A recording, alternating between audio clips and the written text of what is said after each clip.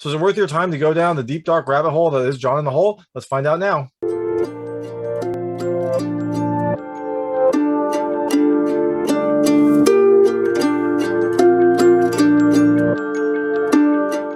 Hey everyone, this is David Stark from Watch Or Pass, and today I'm talking about John in the Hole, which just came out on Blu-ray and DVD on March 15, 2022. I'm going to try a new format. This is going to be I'm going to call it a 5-minute review. I'm going to review this movie at 5 minutes. I'm going to cut this off regardless of where I am. So I'm going to try it out. I'm going to try to get some shorter reviews out there. Let's see how this works. So my hot take on this film is I actually think you should pass on it. I thought that there were some pretty good components. I really liked the acting and I liked the setting. But overall, the film just felt slow and didn't really feel like there was much to say about it. Like the film itself didn't really have an overall message. And I'll get into that very shortly. I'm going to talk about the film, a few things I liked, a few things I didn't like. There will be some spoilers, probably. I'm going to try to keep them minor, but to kind of go on like why the film didn't really have anything to say, I have to go into the ending. So I'm going to try to keep the spoilers towards the end. But if you don't want to know anything about the film, you just want to watch it, check it out. It's available on Blu-ray and DVD right now. Otherwise, let's keep going. In John in the Hole, you have kind of an upper class family. They seem like a perfect family. They've got a mother, a father, an older sister, and a young adolescent kid named John. He's just turning 13, kind of a little awkward, seems a little off. But overall, it seems like a pretty normal opening. At some point, though, John like drugs the gardener, and you're like, okay, that's really weird. And then later on, he drugs his family and takes them to this like bunker that they had built earlier. It wasn't finished. It was kind of like the shell of a bunker they'd started, but it was never finished. He takes his family after he drugs them and places them in this bunker. So he takes them and leaves them there.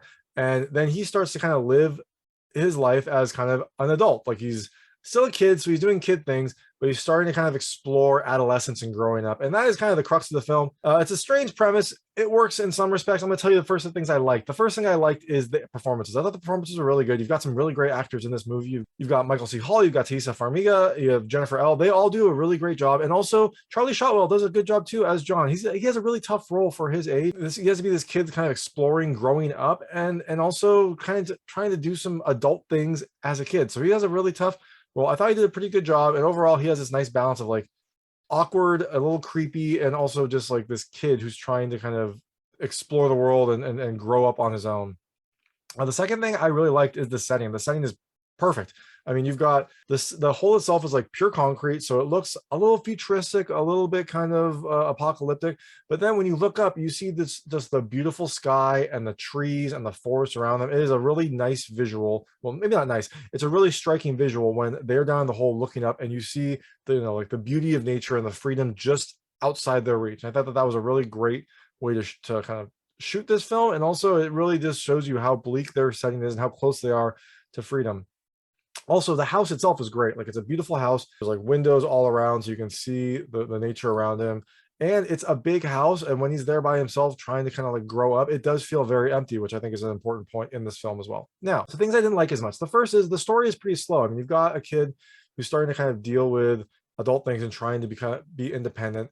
So some of that will be intentionally slow as he's like learning about what it is to be an adult.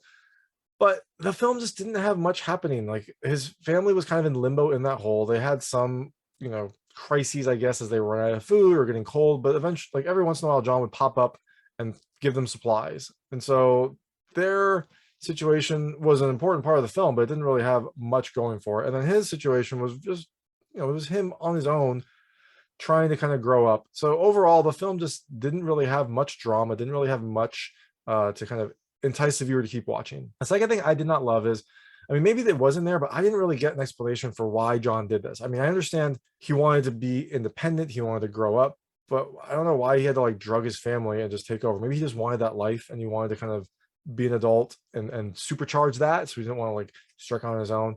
But again, like he does this pretty reprehensible thing kind of on the drop of a hat. And the last thing I didn't love is the ending. I thought that this could be maybe an interesting movie if the ending had something to it, but the ending here basically, and spoilers, but basically what happens at the end is, eventually I think John misses his parents or he realizes that maybe he's not cut out to be an adult yet.